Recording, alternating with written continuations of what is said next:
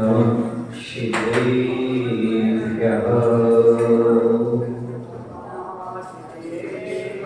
ॐ नमः शिवेभ्यः।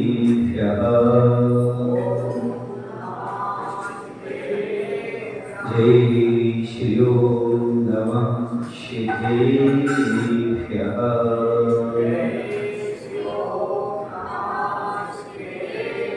मंगलम भगवान वीरो मंगलम भवते मोगणी मंगलम कुंद कुंदायो जय भैरवस्तु मंगलम सर्वमंगल मांगल्यम सर्वकल्याणकारकम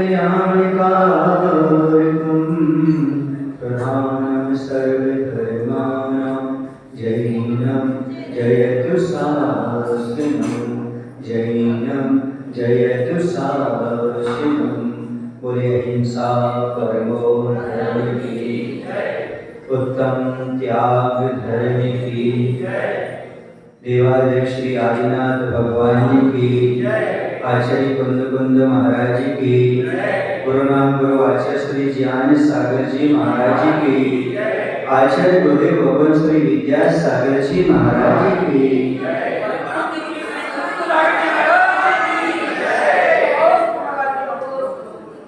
प्रकृति कितनी सुंदर लगती है। हर कोई व्यक्ति प्रकृति को पसंद करता है। हरियाली चारों ओर दिखाई देती है। फल फूलों से लदे हुए वृक्ष, वृक्षों के ऊपर चहचहाते पक्षी, सुंदर फूल, उनकी सुगंध चारों ओर फैलती है। खुला आसमान, जमीन खुली हुई, सूर्य की रोशनी बिखरी हुई, कितना अच्छा लगता है। हर कोई व्यक्ति प्रकृति की गोद में जाना चाहता है।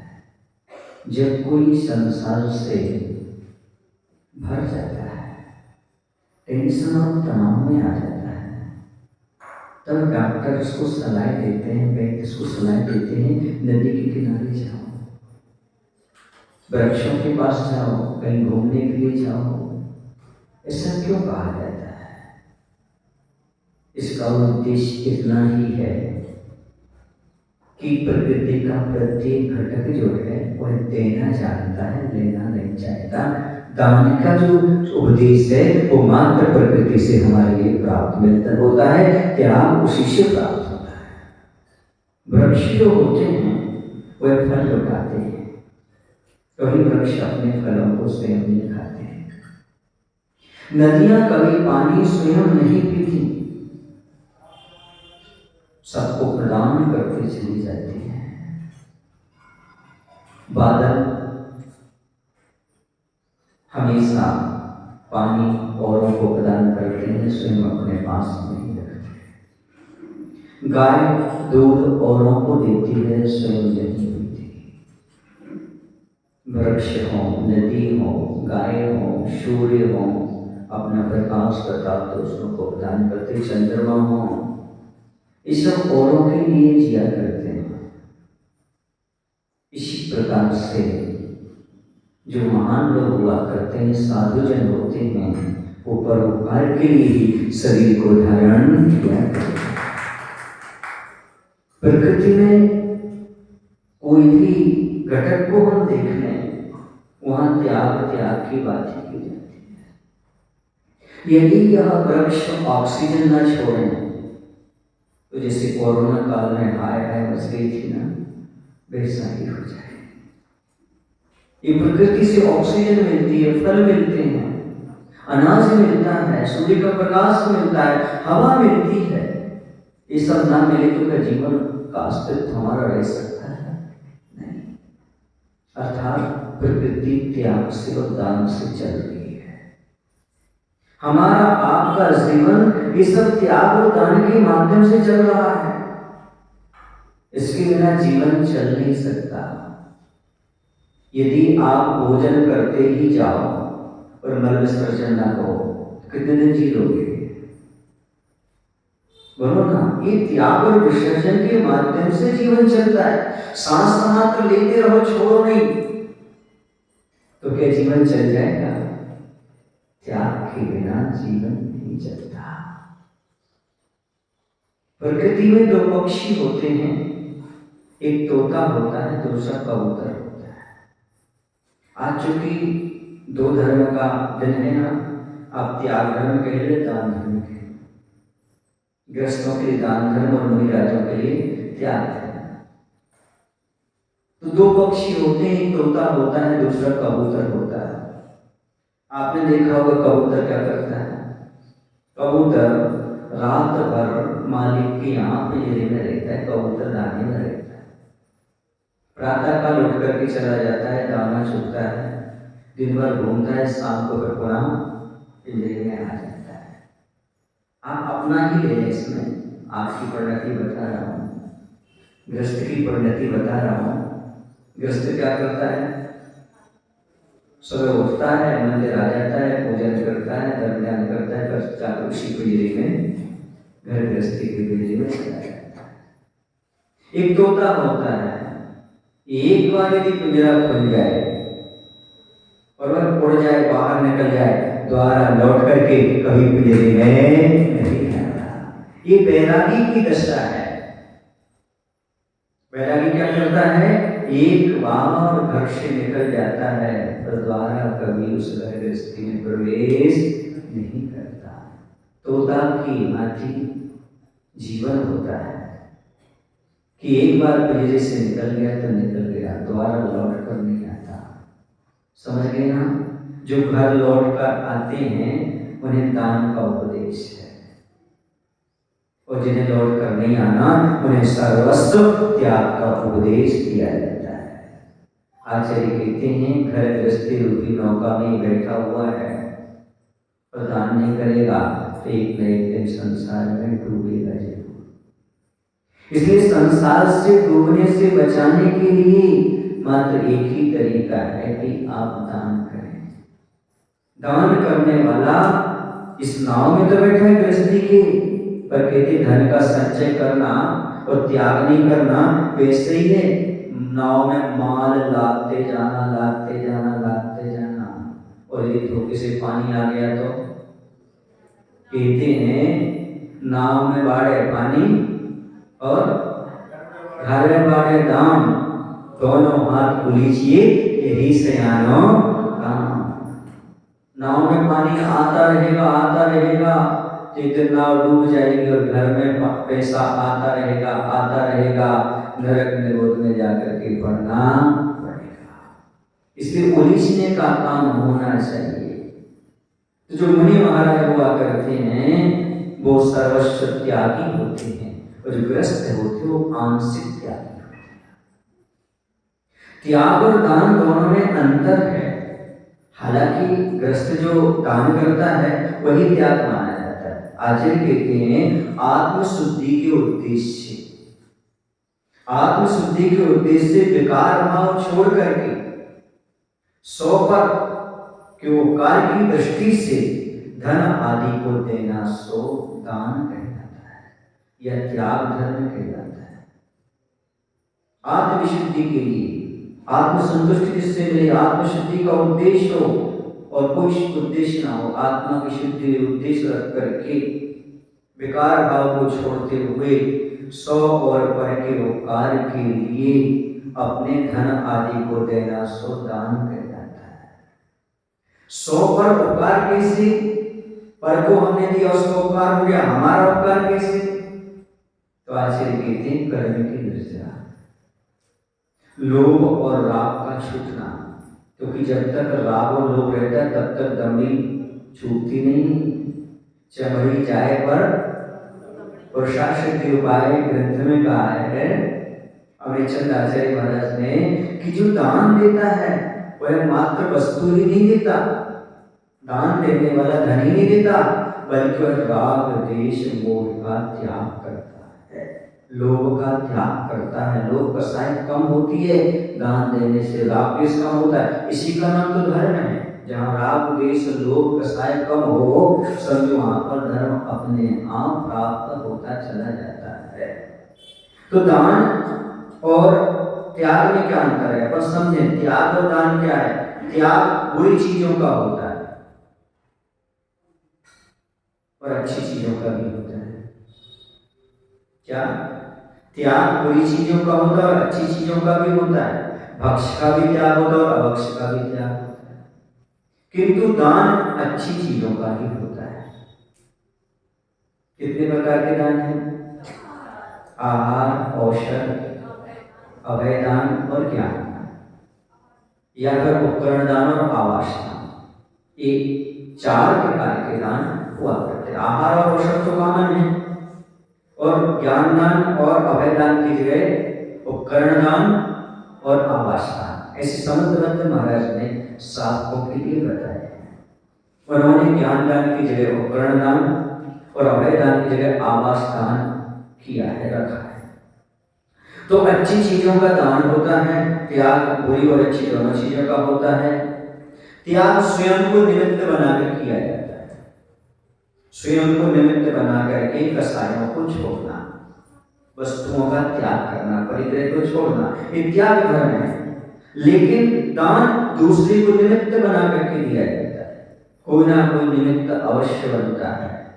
सामने वाला हो तभी तो हम दान दें, चाहे मंदिर हो, चाहे प्रतिमा जी हो, चाहे मुनि महाराज हो, चाहे शास्त्र लेखन हो, ये कोई ना कोई पर निमित्त बनेगा, उसी के आधार पर है अपनी राग भाव को छोड़ो।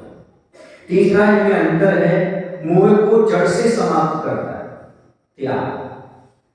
लेकिन दान में ऊपर ऊपर की पोंपलें छट जाती हैं, जड़ें सलामत बनी रहती हैं, अर्थात त्याग संपूर्ण हो जाता है। समझ में आया ना? और आपका जो दान है वह थोड़ा थोड़ा रख लेता है, थोड़ा दे देता है। दान अंतरंग की क्रिया है जो कि स्पष्ट दिखाई नहीं देती, लेकिन दान धर्म क्रिया बाहर से दिखाई भी देती है। समझ गए ना? यह त्याग आत्मधर्म है और दान आत्मधर्म को पाने की प्रक्रिया है। समझ में आ रहा है? इतना अंतर है दान में और त्याग में। समझ रहे आप लोग कि नहीं? अच्छा, त्यागी पूज्य है कि दानी पूज्य है? त्यागी पूज्य है, क्योंकि दान देने वाला त्यागी का बड़गाहन करता है, पूजन करता है और धन अपने जीवन को बना देता है। ध्यान रखना, जो दान करते हैं ऊपर भाव में महाराजा बनते हैं, इस भाव में सम्मान पाते हैं, ऊपर भाव में महाराजा बनते हैं। लेकिन जो त्याग करते हैं इसी भाव में मुनि महाराज बनते हैं। आज त्याग करना सीख लो ताकि आगे महाराज बनने की प्रक्रिया हो जाए। संस्कार तो कम से कम दान के होना चाहिए। इसलिए बंधो, यह त्याग ग्रस्तों के लिए दान भी त्याग के रूप में स्वीकार किया गया है। इसे अच्छी तरह से स्वीकार करना चाहिए। बादल पानी का त्याग करता है तो उसका कालापन समाप्त हो जाता है, स्वच्छ हो जाते बादल। वो जब तक पानी भरे रहते तब तक काले रहते। सुन रहे हो ना? कंजूस काले बादल की तरह और दानी स्वच्छ बादल की तरह हुआ करता है। कौन से बादल बनना आपको हो, कौन से नहीं पूछता हूं, बनना कौन से है? काले बादल की स्वच्छ बादल? स्वच्छ बनना है तो पर भगवान से प्रार्थना कभी मत करना, भगवान मुझे पैसा दे दो। भगवान से प्रार्थना करना, हे भगवान हमारा कंजूस बना छुड़ा दो, उदारता दिला दो, हमारे अंदर उदारता आ जाए, कंजूस बना समाप्त हो जाए। इसीलिए तो 24 तारीख से इंद्रध्वज विधान रखा है ताकि हमारी कृपणता समाप्त हो, उदारता सामने आ जाए, हम अच्छे से दान पुण्य कर सकें। ये विधान दान के लिए है। किसके लिए है? दान के लिए। जब हम दान करेंगे तभी तो अच्छे से विधान होगा, और जब दान करेंगे तो अच्छे से विधान होगा, और जब अच्छे से विधान होगा तो भगवान महावीर के संविधान में तुम्हारा नाम होगा। भगवान महावीर के संविधान में नाम होगा। यदि आप दान और पूजा करते हैं तो भगवान महावीर के संविधान में आ गए। किनके संविधान में आ गए? भगवान महावीर के। क्योंकि जो दान पूजा करता वही श्रावक है, और पाक्षिक श्रावक है तो भगवान महावीर का पक्ष लिया, उनके संविधान में आ गया। वोटर हो तो वोटर, वोट जानते हो ना, कौन से पक्ष की वोट देना चाहते हो?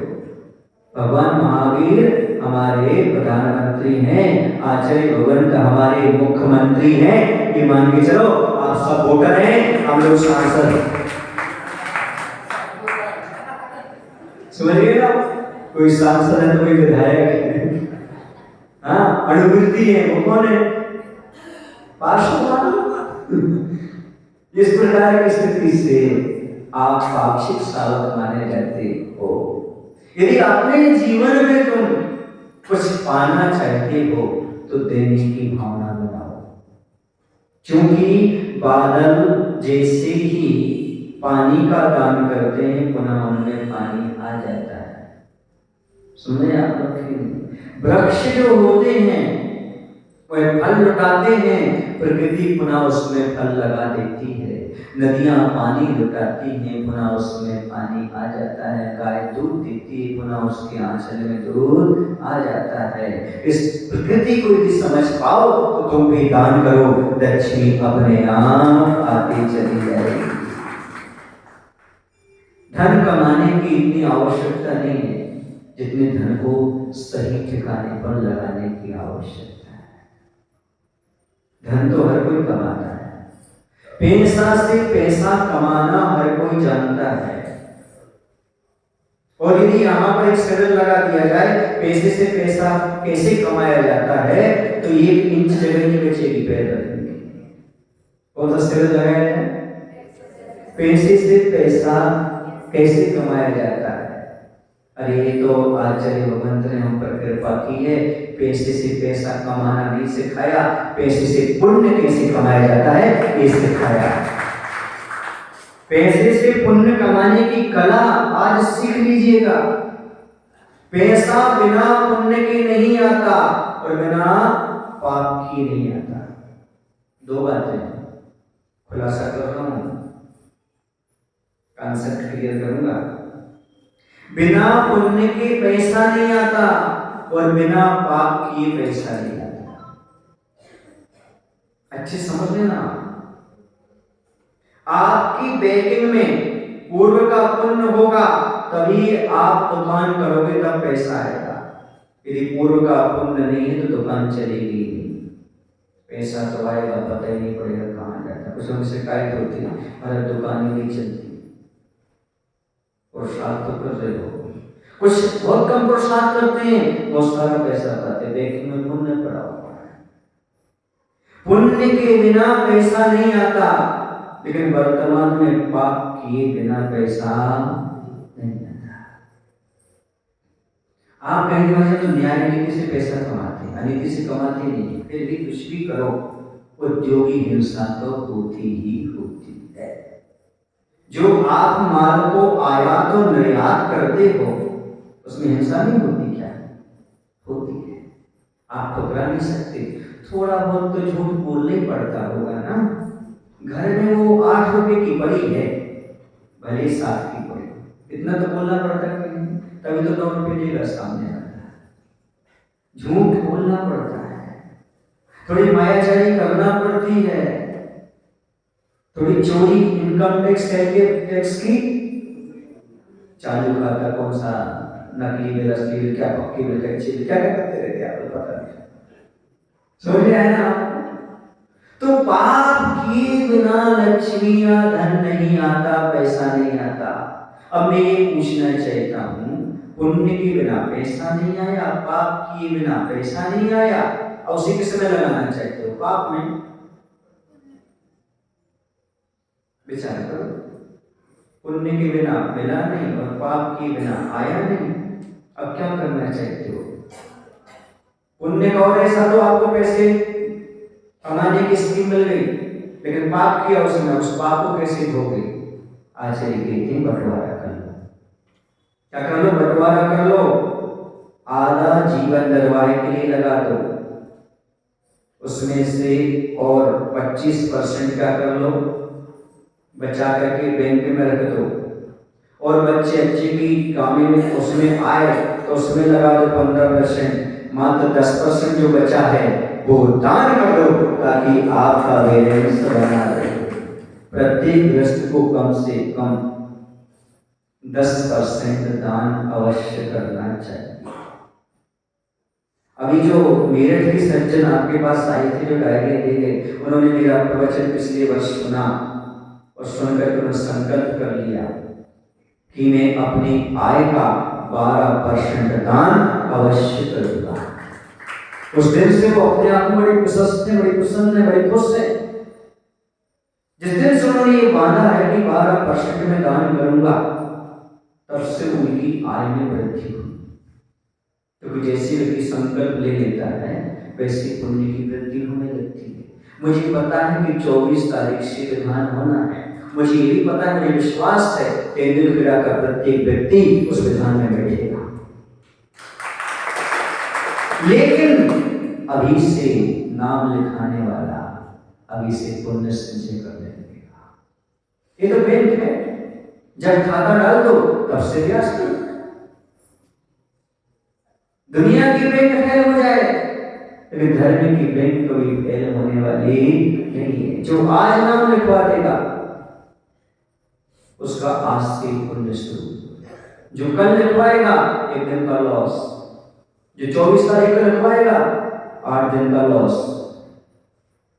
प्रॉफिट शायद हो ना, बोलो ना, अभी इसी का करवा लो रिजर्वेशन, जैसे वैक्सीन का करवा लिया, जीवन की सुरक्षा, और भी चीजों का आप करवा लेते हो। जैसे आपको शिखर जी जाना है 24 तारीख को, अभी से रिजर्वेशन की खोज करने लगते हो, समझ में आया ना? ऐसे आज से ही आप बुकिंग चालू कर लो और कमेटी वाले बुकिंग लेना शुरू कर दें, ताकि आप उनके पुण्य बढ़ाने में छठा अंश ले सको। एक बात तो बता दूं, हमारे जैन दर्शन में 9 प्रकार से धर्म किया है। कितने प्रकार से? मन वचन काय और कृत कार्य अनुमोदना, 3 तरह का।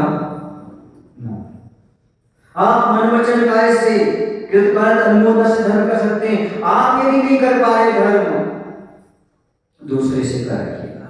आप विधान में नहीं बैठ पा रहे, छोटे भैया को उठाइएगा, बड़े भाई को उठाइएगा, कोई ना कोई आपका एक परिवार का सदस्य बैठे, आप उसकी अनुमोदना करिएगा।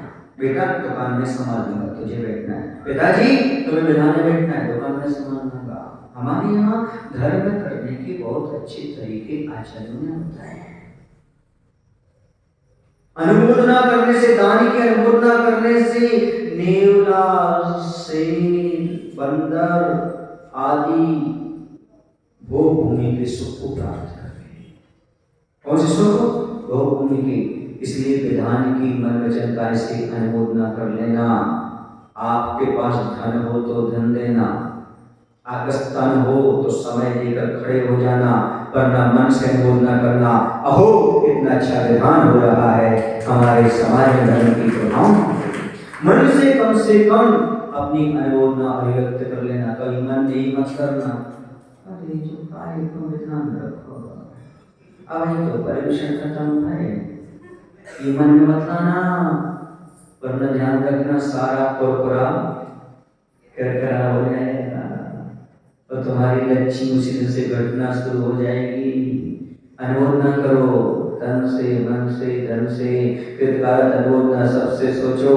अहो हमें सौभाग्य मिला, दान देने का सौभाग्य मिलो। अहो भाग्यम, अहो भाग्यम, हमारा अहो भाग्य है जो आचार्य की कृपा से मुनि का चातुर्मास मिला, परीक्षण पर्व अच्छे से हो गया और प्रधान भी अच्छे से संपन्न होगा। ये अनुमोदना का पुण्य कमाने का प्रयास करो। इसलिए धन कमाया है तो दान अवश्य करो। भोजन किया है तो मल का विसर्जन अवश्य करो, वरना बीमार पड़ जाओगे। कमाया है तो आपको दान करने की आवश्यकता है। ध्यान रखो, संग्रह करना मना नहीं है। बरगी का डैम संग्रह है, लेकिन यदि उसका वितरण ना हो तो क्या होगा? पूरा जबलपुर डूब जाए।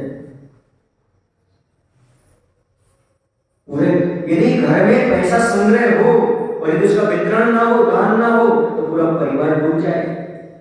कहां जाए?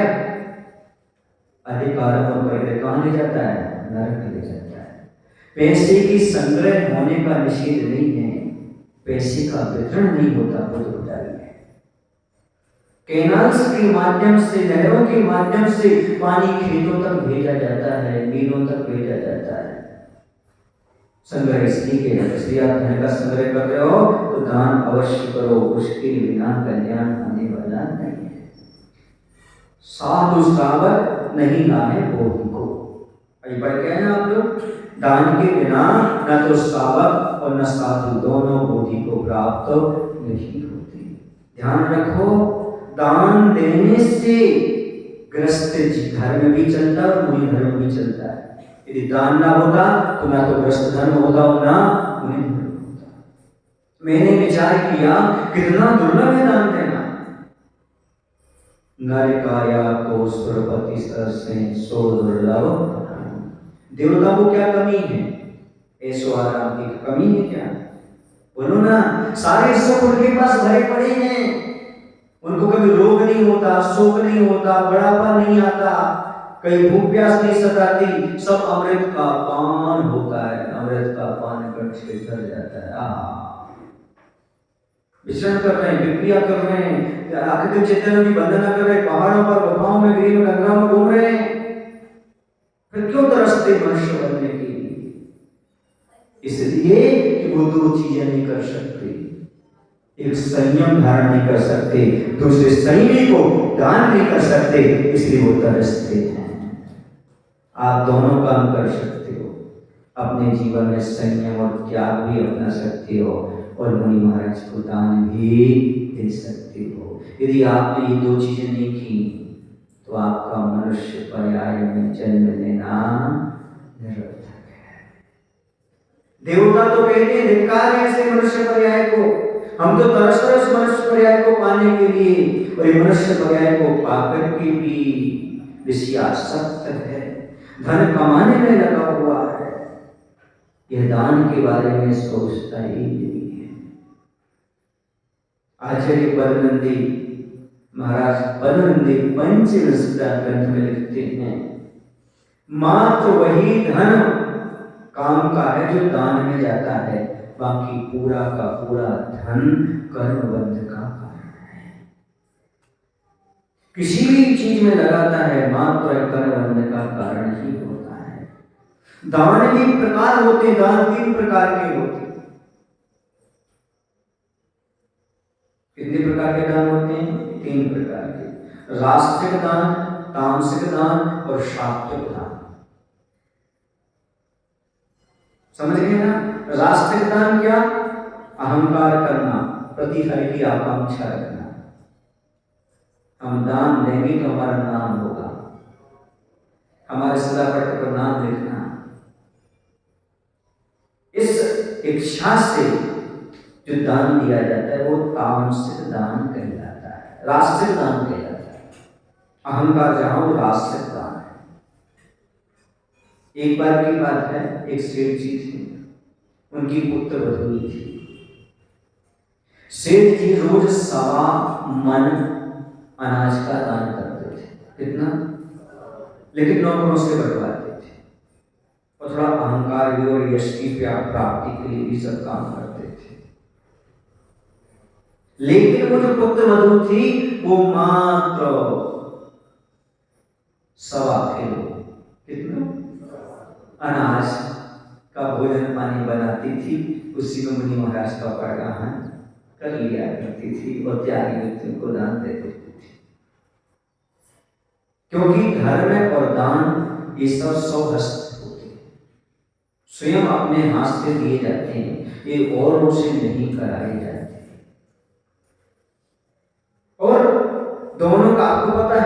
सबकी आयु समाप्त होने, दोनों का मरण हुआ, सेठ जी का भी और पुत्र वधू का भी। जो पुत्र वधू थी वो एक राजकन्या हुई, राजा की बेटी हुई। और देखो किसी प्रकृति को अन्याय है। और सेठ जी हाथी हो। अब क्या हुआ कि राजकन्या बड़ी हो गई, हाथी भी बड़ा हो गया, और राजघराने में शादी हुई तो साथ में एक हाथी भी चला दहेज के रूप में। हाथी ने देखा रे ये तो मेरी पूर्व पर्याय में पुत्रवधू थी, ये प्रकृति तूने बड़ा अन्याय किया, मैंने 1.25 मन दान किया सो हाथी बनाया, इसने 1.25 किलो दान किया सो राजकन्या बनाया। ध्यान रखना, अधिक दान देने का महत्व नहीं और कम दान देने का महत्व नहीं है, महत्व तुम्हारे भावों का है, आप कैसे भावों से दान देते हो। परखो दाता का हृदय, मत देखो उपहार, मूल्यवान नहीं बेर थे, था सभी का प्यार। सभी की आंखें भोजन करने चले गए रामचंद्र जी। चंदन वाला ने प्रदान कर लिया भगवान महावीर का।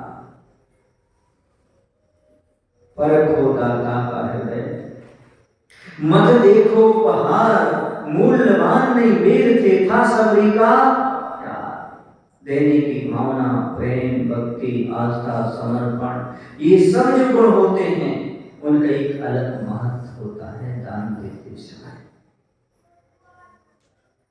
और उस कन्या ने भी देखा, राजकुमारी ने देखा, अरे हाथी को देखकर उसे समझा, ये तो हमारे पुराने ससुर बाबा जी हैं। समझते देर नहीं लगी, उसने जाकर के हाथी के कान में संबोधन दिया।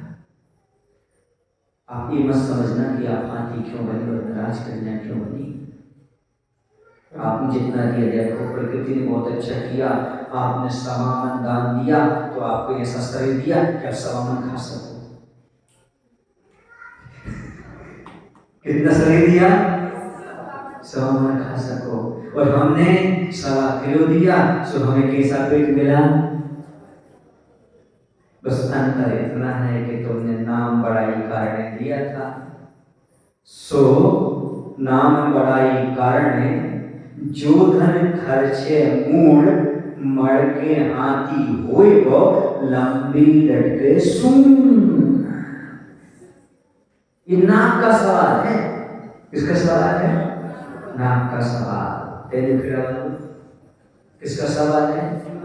ध्यान रखना, यदि नाक के सवाल में अटके रहोगे तो प्रकृति इतनी लंबी नाक देगी तो सब नाक से उठा के खाने पड़ेगा, सब नाक से उठा के खाना पड़ेगा। नाक से खाओगी ये दान किस काम का कि नाक से उठा के खाना पड़े और नाक में अब आगे नहीं बोलता। ऐसे दान से बचो, ये तामसिक दान है। प्रतिबोध को प्राप्त हुआ हाथी को समझ में आया अब जीवन में कभी नाक का सवाल रख करके दान पुण्य धर्म नहीं करना, बल्कि पाप की निर्जरा के लिए, आत्मविशुद्धि के लिए हमें दान देना है। आप भी सोच लो, महाराज जी हम नहीं सोचेंगे, हम तो मूंछ वाले हैं, वो तो पूंछ वाला था।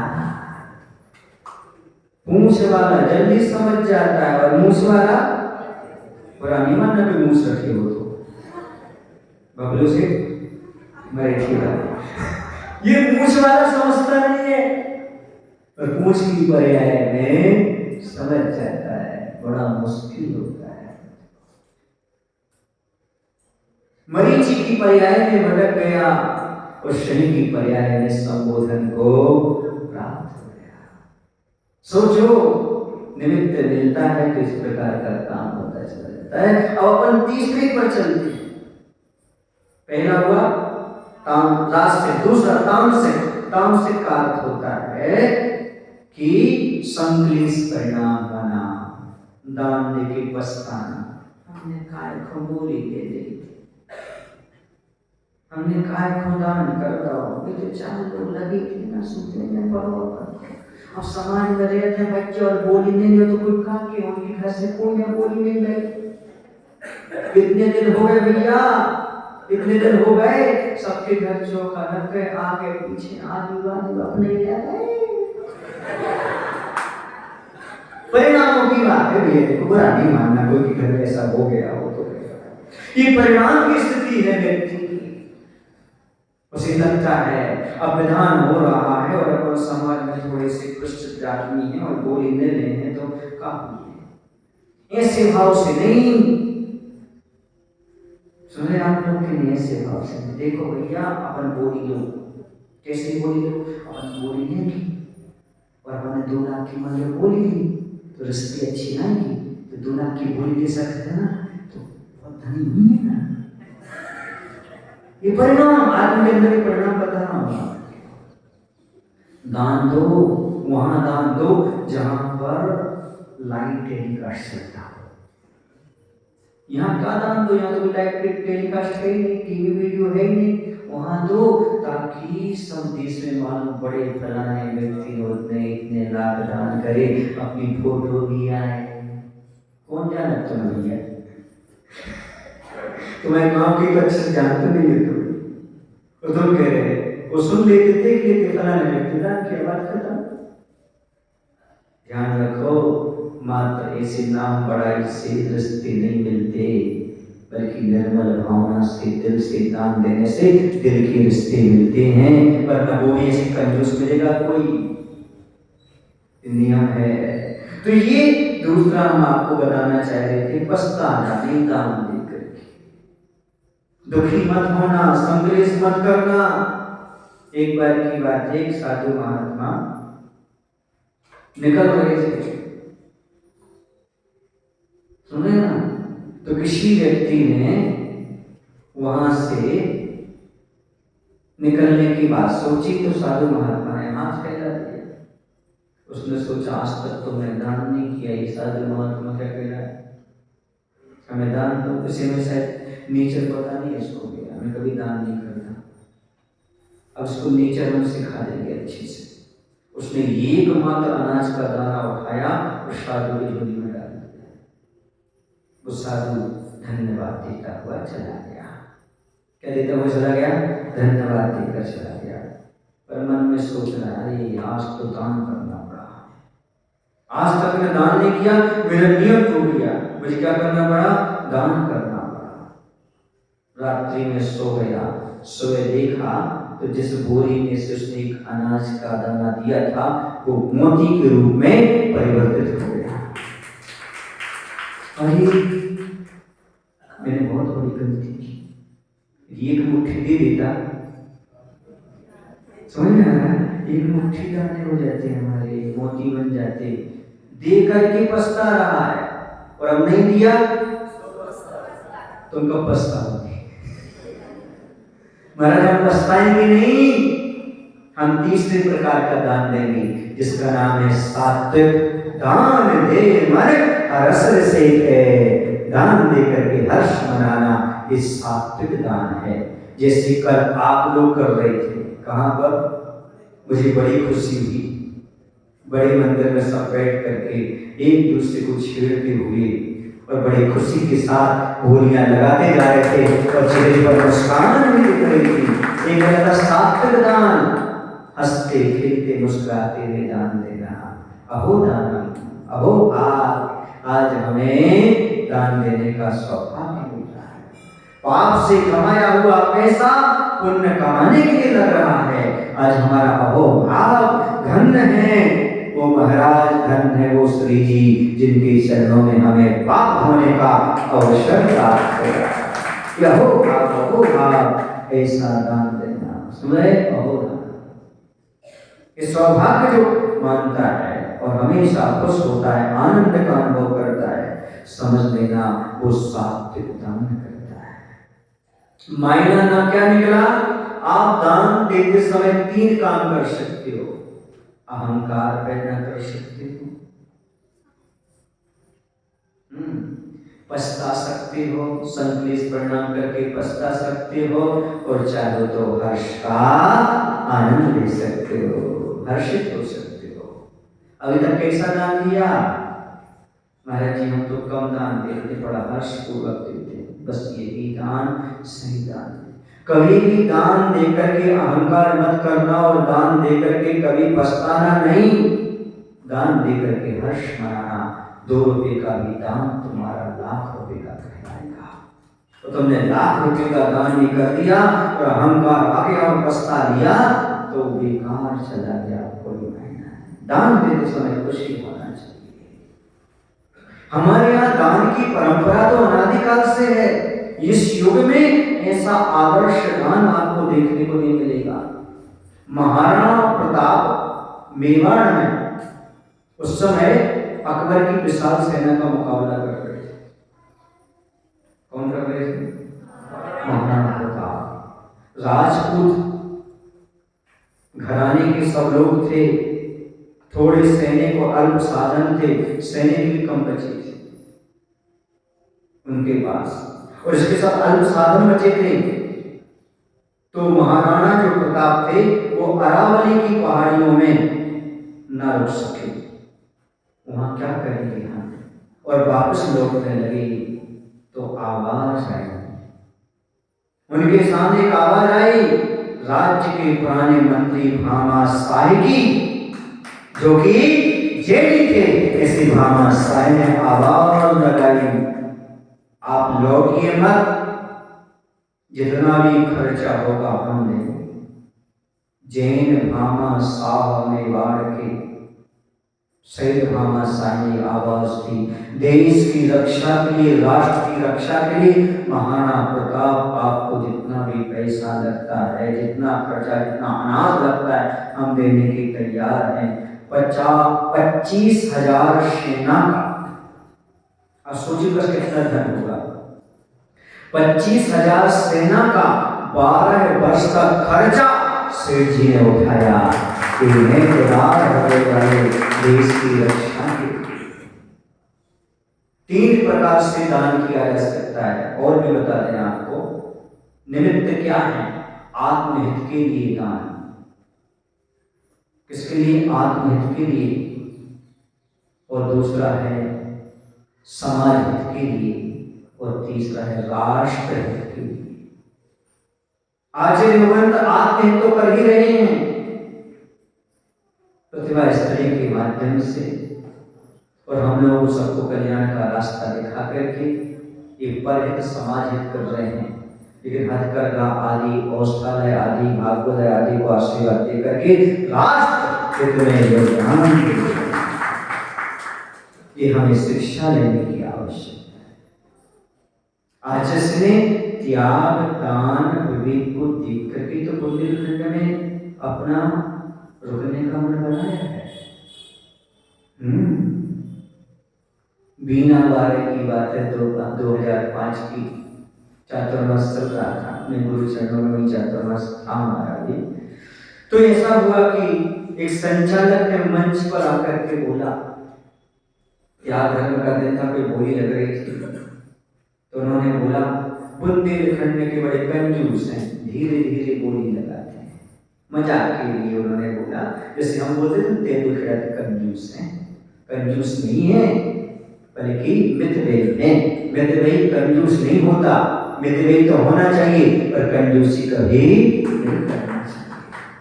और जब बोल दिया आचार्य ने मुस्कुरा दिया। उस समय तो कुछ नहीं बोले, बोलते कैसे? तो संचालक चल रहा है, पर आचार्य से जब प्रवचन करने लगे, प्रवचन के समय बोले, अभी संचालक कह रहे थे कि बुंदेलखंड के बड़े कंजूस हुआ करते हैं, कि तो ऐसा नहीं है, बुंदेलखंड के कंजूस नहीं हुआ करते हैं। और हम लोग को इशारा करते हुए कहते हैं, देखो ना बुंदेलखंड के ये चेतन धन देते हैं, ये मुनि महाराज नहीं बुंदेलखंड से मिले वहां समझ रहे ना, ये चेतन धन का दान करते हैं, जड़ का दान नहीं करते। सारी बोले भाव विभोर हो गई, धन्य है गुरुदेव। ये चेतन धन कहाँ मिले? बुंदेलखंड में ही मिले। जिसके दृष्टि तो मेरा बुंदेलखंड छोड़ने का मन नहीं होता, क्योंकि यहाँ सही त्याग करने वाले मिलते हैं। दान तो बहुत सारे लोग कर लेते हैं, त्याग करने वाले कहाँ मिलते हैं? बुंदेलखंड में सर्वस्व त्याग करते हैं। ये चेतन धन का त्याग करते हैं, जड़ का नहीं, चेतन धन का। क्यों? क्योंकि माता पिता अपने बच्चों का त्याग नहीं करते क्या? हाँ, खुशी खुशी जाओ बेटा, आत्म कल्याण में प्रवृत्त हो, इससे अच्छा कोई रास्ता, कोई मार्ग नहीं है। अगली बात मैं आपसे कहना चाहता हूं, बीज की सुरक्षा कैसे होती है और धन की सुरक्षा कैसे होती है? बीज की सुरक्षा और वृद्धि गोदाम में रखने से नहीं, भोग लेने से नहीं, बल्कि खेत में बो देने से होती है। ये कितना लोग जानते हैं? कितने लोग जानते हैं इस बात को? बोलो ना, सब जानते हैं ना? अविनाश क्या नाम? क्या नाम पीछे? अनुराग। ये आप जानते हैं ना?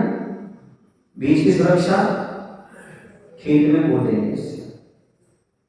क्यों? क्योंकि खेत में बो देते हैं तो एक रूल्स है, खेत में बीज बो देने से, सुने आप लोग कि नहीं, कितना गुना होता है? 100 गुना होता है। एक सिद्धांत है। तो आप दान की रक्षा कैसे करना चाहते हो? दानम वपनम, दान का अर्थ है बोना। दान का अर्थ खोना नहीं है, दान का अर्थ है बोना। जैसे आप बीज बोते समय ये नहीं कहते कि मैं बीज खो रहा हूं, बड़े हंसी खुशी से बीज फेंकते जाते हो, गाना चलते रहते हैं आपके उसमें, ट्रैक्टर में, गाड़ी में, सब में आप दाना फेंकते रहते हो। क्यों? ये बीज बो रहा हूं, खो नहीं रहा हूं। तो आप जब दान देते क्या सोचते हो? पिछले साल में इतने खर्च किए थे, पिछले दान में हम खर्च किए थे, अब दूसरे को भी दे दो मौका। तो पिछले साल बाजू वाले ने तो खेत में बोया था, आप क्यों बो रहे हो? पिछले वर्ष आपने भी तो कमाया था, आप क्यों कमा रहे हो? बोलो ना। इसलिए जैसे आप खेत में हर वर्ष और हर मौसम में बीज बोते हो, वैसे हर वर्ष हर पर्व में दान अवश्य करना चाहिए। दान को यदि आप बो दोगे तो आपको अच्छी तरह से फसल प्राप्त होगी। ये प्रकृति का नियम है। यदि आप चाहते हो कि अपने जीवन में धन की वृद्धि हो, तो याद रखना, धन ब्याज से दूना हो सकता है, व्यापार से चौगुना हो सकता है, वो कोई नियम नहीं कह रहा हूं। धन ब्याज से दुगना हो सकता है, व्यापार से 4 गुना हो सकता है, खेती से 100 गुना हो सकता है, पर मैं गारंटी देता हूं, दान से अनंत गुना फल मिलता है। अनंत गुना फल पाना चाहते हो, दान की प्रक्रिया को अपनाना प्रारंभ कर दो। इसके अलावा और कोई दूसरा रास्ता नहीं है। दान देने के अलावा कोई दूसरा रास्ता नहीं। कहते हैं धन तो खाद की तरह है, जितना फैलाओगे उतना उपजाऊ बनेगा। जितना आप फैलाते जाओगे उतना आपके लिए आनंद का अनुभव होगा। अभी मैंने कुछ बातें बताई, इसमें एक बात ये बताना चाहता हूँ बंधु आप लोगों के लिए कि दान के अभी दूषण रूप में हमने बताया, दान के 5 दूषण बताए। दोष कह लो, दूषण कह लो, अनादर पूर्वक दान देना, दे रहे हैं कोई कर्ज लो, कोई मांगने गया उसकी इज्जत नहीं करना, बोली की उस व्यक्ति की, अनादर पूर्वक देना एक दूषण। विलंब करना, दान दे करके अब दे देंगे 1 महीना 2 महीना 3 महीना, ये विलंब करना दूसरा दूषण। तीसरा विकृत मुखाकृति करना, फिर आगे समझ रहे ना, मुख मलिन करके देना। चौथा पछताना, दुखी होना, क्यों बोली देनी थी। 5वां कठोर वचन कह के देना। अब आए हो तो ले जाओ, कठोर वचन कह के देना, ये दूषण है। महाराज श्री ये सब चीजें आपको कैसे पता होंगी? आपको कैसे अनुभव हो जाए तो बताओ। किसी ने लिखा है, शिष्य की गुरु से कौन सी बात अनजानी है, सागर को पता है बूंद में कितना पानी है। अब इसके बाद 5 भूषण गुण जिसकी कीमत बढ़ जाती है। सोने में सुहागा, अंगूठी में नग कैसे जड़ा जा सकता है? दान तो दे रहे हो, उसकी कीमत कैसे बढ़ा सकते हो? पुण्य में वृद्धि कैसे कर सकते हो? आनंद का अनुभव कैसे कर सकते हो? तो आचार्य ने बताया, आनंद के अश्रु, दान देते समय आंखों से आंसू, अहो भाग आज हमारा पैसा सही जगह लग रहा है। खुश होना, आनंद के अश्रु आ जाना। जब आचार्य को बड़ा काम करते तो आंखों से आंसू, वो एक जो भाव आता है, जो आत्मसंतुष्टि मिलती है वो। दूसरा, शरीर में रोमांच होना, गदगद हो जाना, पूरे रोंगटे खड़े हो जाना, आज का आनंद के रोमांच हो जाना, रोम प्रकट हो जाना। तीसरा, बहुमान होना, जिसको हम दान दे रहे, बहुमान के साथ सम्मान के साथ धन्य है ऐसे त्रिलोकीनाथ हमारे घर पधारे। मंदिर में दान देने का सौभाग्य, विधान में अहोभाव, ऐसे जहाँ पर अनंत सिद्धों की आचरण को, जहाँ पर आराधना हो रही वहाँ प्रिय वचन बोलना, प्रिय वचनों के साथ दान देना और बाद में अनुरोध न करना, भैया अच्छा हुआ फिर से आना, आप इतना दान दे गए। आपने कभी कहा किसी से दान मांगने वाले से ये फिर से आना, कभी जरूरत पड़े तो ले जाना। लेकिन ये कल वक्त बैठा था हमारे पास, वो कह रहा था महाराज जी जरूरत हो तो आप तो बता देना, जहाँ कैसे में लगाना हम सब लगाएंगे। उस पर हमें लगा था कि ये आदमी अपने जीवन में बहुत प्रगति कर सकता है, वो किसकी मानसिकता बिना के। और क्या है, मानसिकता देखी जाती, आदमी का दान नहीं देखा जाता, उसको उपहार नहीं देखा सकता, अपने मात्र मन की भावना देखी जाती। वरना आदमी कह नहीं पाता, कहीं लगाना हो तो बता देना, कहीं कहना तो बता देना, कहो तो सोचेंगे, विचार करेंगे, बड़े भैया से पूछ लेंगे, छोटे भैया से पूछ लेंगे। कमाने के लिए किसी से नहीं पूछता, वो बस दान के लिए पूछता है। बड़े भैया से बात कर लेंगे, छोटे भैया से करेंगे, समझे तो तुम लोग भरोस करेंगे, कमा तो सकते, दे नहीं सकते। अरे प्रत्येक व्यक्ति को जैसे घर में भोजन करने की स्वतंत्रता है, वैसे प्रत्येक व्यक्ति को दान करने की स्वतंत्रता होना चाहिए। रामचंद्र जी का त्याग देखो, आदर्श देखो। आप समाज हित में बहुत कुछ कर लेते हो, लाखों की गोलियां ले लेते हो, पर आपका घर का जो बाजू है पड़ोसी में भैया रहे ना, वो गरीब है, उसकी आप मदद नहीं कर पाते, वो किसान है ना, बोलचाल बंद है ना। लाखों की गोलियां लेना अलग है और छोटे और बड़े भैया की सेवा करना अलग है। रामचंद्र जी से सीखो, अपने पिताजी की वचनों का पालन करने के लिए राज्य का त्याग कर देना, ये उच्च कोटि का त्याग माना जाता है। उन लक्ष्मण भैया का देखो, वनवास तो रामचंद्र जी को मिला था, लक्ष्मण जी को थोड़ी मिला था, पर नहीं, मैं अपने भाई के लिए सर्वस्व त्याग करने के लिए तैयार हूं। वो पत्नी का त्याग देखो, आज की पत्नी होती तो 10 वक्त पर केस चलाती। तुमने हमारे पति को निकाला कि हम गलती क्या है, ये बताओ। हम चुप नहीं रह सकते, बेचुप रहने सुनेगा तो सीरियस बातें हैं, हम देखा बोलो ना, हम सहन नहीं कर सकते अन्याय हमारे पति के प्रति। पर सीता ने कहा नहीं, पति का जो भाव है वो मेरा है, मेरे पति की निर्मल भावना मेरी भावना है। किसी ने कुतर्क किया, तुम तो अयोध्या में रहो ना सीता जी, आप राम जी के पीछे क्यों जा रही हैं, कंट का कोई स्थान है, जंगल है, ये है वो है। तो सीता जी ने बहुत अच्छा जवाब दिया, समझ में आए तो ताली बजाना, आज की नारियों से कहना चाहता हूँ। सीता ने जवाब दिया, मेरी शादी अयोध्या से और महल से नहीं हुई है, रामचंद्र जी से हुई। वो जहां पर रहेंगे हम वहां पर जाने के लिए तैयार है। हमें महल में नहीं रहना, हमें ये फैसिलिटी नहीं चाहिए, हमें अपने पति रामचंद्र चाहिए। ऐसा आदर्श है आपके पास क्या? सीता का एस कहता है स्ट्रॉन्गनेस, कितनी मजबूती थी सीता में।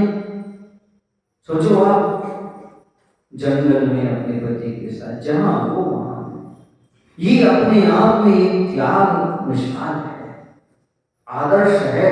और आज महाभारत की इतनी कोई ख्याति है जितनी ख्याति किसकी है? महाभारत का पाठ नहीं होता। क्यों नहीं होता महाभारत का पाठ बताएंगे आप? क्योंकि वहां आपस में परिवार में कलह है, इसलिए नहीं होता। वहां पर आपस में परिवार में फूट कलह होने से महाभारत का पाठ नहीं होता। अरे जहां पर परिवार में सुलह, त्याग, भाई भाई के प्रति समर्पित होते हैं, ऐसी रामायण की पूज्यता प्राप्त होती है। और रामायण को हर जगह पूजा जाता है। रामायण की पूज्यता त्याग से है, दान से है। विस्तार का सार किया। एक छोटा सा और उदाहरण देकर के अपनी बात को समाप्त करता हूं। आज हमारे पास धन हो जाता है तो अहंकार आ जाता है। हम सामान्य व्यक्ति को समझने का प्रयास नहीं कर पाते हैं, वो भी इंसानियत के नाते से नहीं जान पाते हैं। एक कोई ग्रस्त संत थे, वो घर छोड़ करके और जंगल में कुटिया बना करके भिक्षावृत्ति से भोजन पानी करते।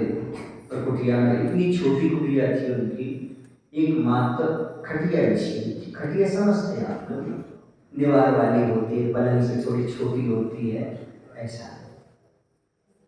डोरियां बंधी रहती है उसमें दीवार की। तो उसमें अपना दिन में भोजन पानी बना करके खा पी करके फिर खटिया पर बिछा लेते थे, बाकी टिका देते थे। समझ गए ना? तो रात्रि में ऐसा हुआ कि बहुत तेज पानी गिरा और जंगल की अंदर की कुटिया थी। एक यात्री वहां से आए, कहीं भटका। उसने कहा बाबा जी हमारे लिए स्थान दे दो। अब आप खुद तो क्या करते, खटिया पर एक ही आदमी सो सकता है। और उन्होंने एक काम करो, घर आ जाओ। बोले क्या कर ले? बोले एक काम करते हैं, बैठ के रात निकाल लेंगे। दोनों बैठ जाते हैं, दोनों बैठ गए। इतने में एक व्यक्ति, आप बोलते क्या कहते, भैया हमें नहीं कुटिया मिली क्या और कहीं नहीं क्या? उसने कहा आइए आप आए यहाँ। बोले कहाँ बनेंगे यहाँ? बोले एक काम करते हैं, अपन तीनों खड़े होकर के रात निकाल लें। क्या करके निकाल लेते हैं? खड़े होकर के खटिया को टिका दिया, तीनों खड़े हो गए। इतने बेचारा बहुत दुखी और परेशान एक गधा आ गया, वो भी सोच रहा था हम कहाँ रुके। सुने ना, उसको भी थोड़ा सा अंदर की ओर कर लिया ताकि उसे पानी न लगे। वो जो 2 और साथ में थे वो बोले क्या कर रहे हैं आप? मतलब खुद को स्थान दिया तो अच्छा किया, और दूसरे को स्थान दिया तो क्या कर रहे हैं? मतलब हम बोली लगाए हमारे तो दान दो सो अच्छा है, दूसरे लगाए बोलते तो है। अब ये हमारी दान पर श्रद्धा, ये है त्याग पर श्रद्धा। हम कैसे बताएं तुम धर्मात्मा हो? स्वार्थी हो, धर्मात्मा तो हो ही नहीं तुम। धर्मात्मा तो वो होता है कहीं भी दान हो रहा हो, गोली लग रही हो, बढ़ चढ़ करके हम भी दान करेंगे, दूसरे को प्रोत्साहित करेंगे। भले आयोजन कोई रख रहा हो, कोई कर रहा हो, उसे कोई लेना देना नहीं। यदि दान से प्रेम है तो दान करेंगे। बुरा तो नहीं लग रहा आप लोगों को? लग जाए तो क्या कर लोगे? बोलो ना क्या कर लोगे? तो नमस्ते नहीं करोगे? करोगे क्या? करो तो मतलब बुरा लग गया।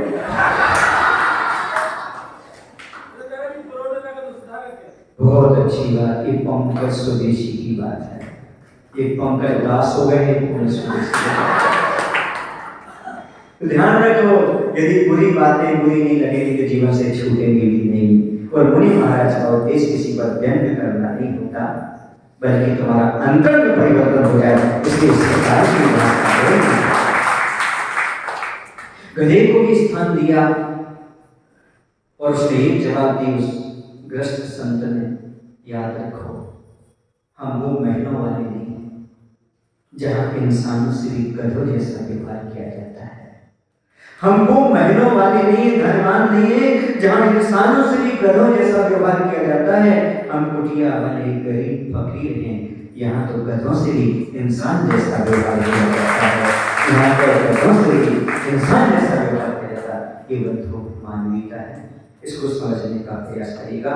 जो कुछ अच्छा करता है उसका नाम होता है, जो दूसरों का भला करता है उसका सम्मान होता है, जो धर्म के लिए सब कुछ त्याग करता है वह एक दिन अवश्य महावीर भगवान होता है, भगवान होता है।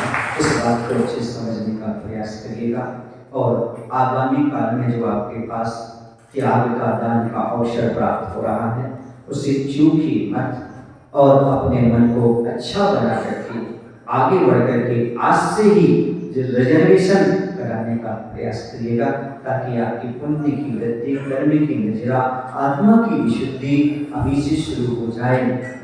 बहाना मत ढूंढना।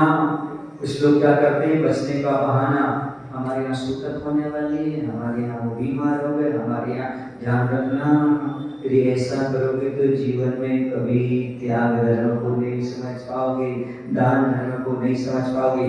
वैसे मुझे विश्वास है तेंदुखेड़ा के अभी तक जो भी आशीर्वाद दिया है वो अच्छे से उन्होंने किया है और आगे भी आचार्य भगवान का आशीर्वाद आ ही चुका है। प्रधान के लिए आगे सज्जन कह रहे थे, आज अच्छी बात हमने बोला, आज उसने अच्छे से आशीर्वाद दिया कि अच्छे से कार्य संपन्न और महावीर आचार्य विद्यासागर अच्छे महाराज जी की जय। बोले हे प्रभु, हम सभी को इतनी शक्ति, इतनी बुद्धि देने की कृपा करो ताकि जीवन में कभी कृपणता ना आ जाए, हमेशा उदारता बनी रहे, हमारा हृदय दान त्याग के लिए हमेशा खुला रहे। नमो।